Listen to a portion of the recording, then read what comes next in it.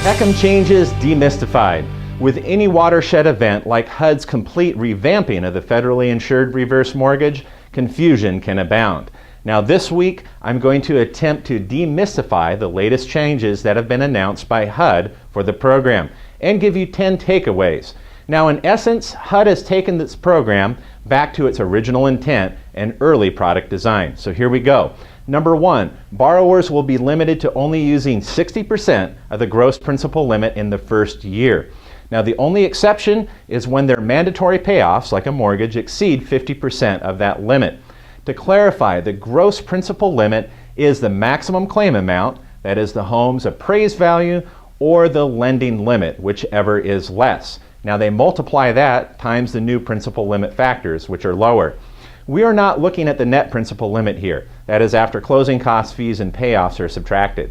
Number two, HUD has cut borrowers with high mortgage balances or mandatory payoff obligations some slack. Now, when their mandatory payoff balances exceed 50% of the gross principal limit, they can actually take an additional 10% despite exceeding the 60% threshold. Number three, initial disbursements can exceed 60% of the gross principal limit in the first year.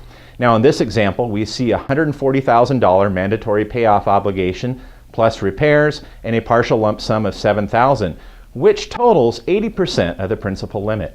Number four, don't forget to include these items when you calculate the percentage of the principal limit used. Upfront MIP, closing costs, fees, repair set-asides, and other finance costs. Number five, if a mandatory set-aside is made for tax or homeowners and flood insurance, only the payments that are made for those items in the first year will count toward their 60% disbursement max. Number six, upfront FHA mortgage insurance premiums are higher for those who exceed the 60%, as seen in this chart from the mortgagee letter.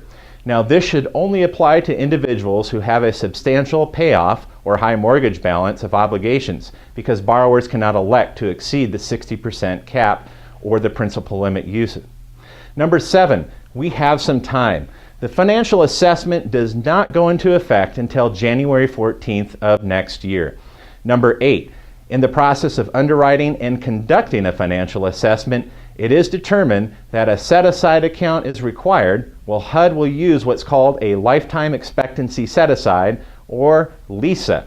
Now the lender may pay the property charges from 10-year or term monthly payments, or even from a line of credit, as they become due and payable with the borrower's prior authorization.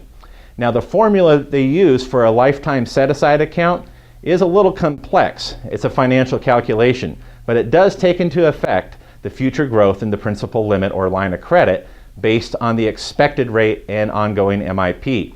In this example, a 62-year-old borrower with $4,200 in annual property charges or $350 a month would have a lifetime expectancy set-aside account of $49,000. Now that's better than $89,000 if they only based it on monthly payments alone without accounting for the growth in the principal limit. Number nine, ongoing mortgage insurance premium rates remain unchanged at 1.25% annually. The upfront charges will vary on funds that are taken in the first year, either 0.5% or 2.5% charged up front.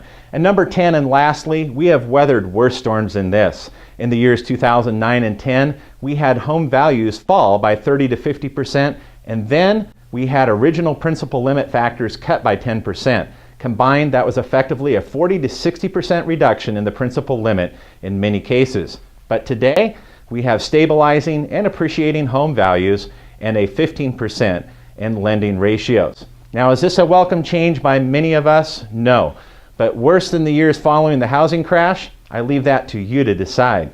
So there you have it, HECM changes demystified and 10 takeaways. Now, do you have any additional insights to these changes? Leave your comments in the comment section below and have a great week.